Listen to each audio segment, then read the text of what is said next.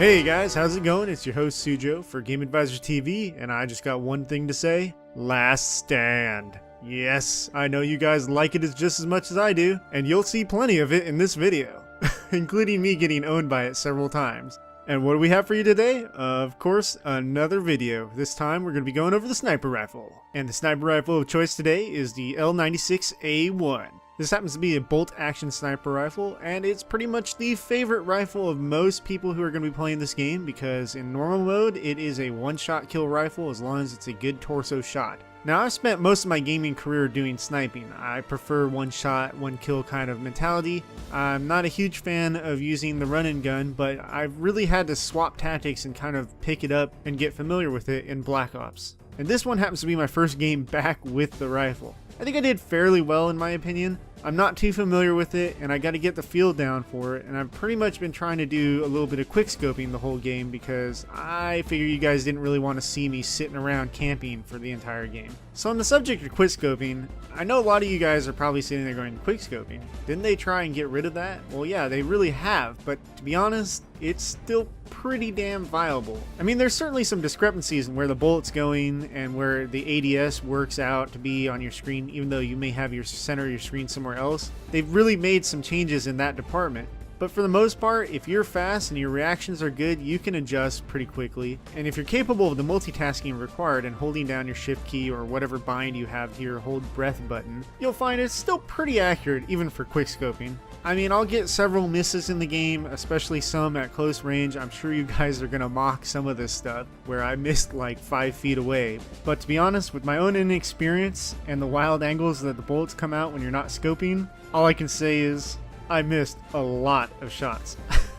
So feel free to make fun.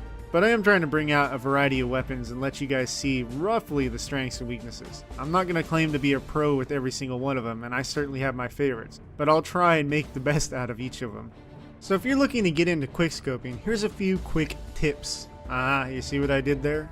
First off, you really need to identify where the center of your screen is. That's going to help you the most because that's what's going to be used to line up your shot before you even have the scope up. Next, you really got to get in the habit of using your hold breath or steady aim the moment you're going to be making the shot because that's what's going to allow you to stabilize your shot and get the kill. After that, you got to remember that you need to be a hard to hit target. If you're standing still or you're just strafing really predictably, you're going to get shot more often than not before you get a chance to get a shot off. Now, of course, this adds a degree of difficulty to you shooting, but you're going to have to learn how to do that anyways. Also, you need to be able to identify when you need to quickscope or just fire from the hip and hope for the best. There's not a whole lot of skill necessarily involved in firing from the hip. Some people might tell you differently. It's really pot luck at whether or not that shot hits anywhere you want it to. And the last thing can pretty much be applied to any gun in the game. Always be persistent. Follow through.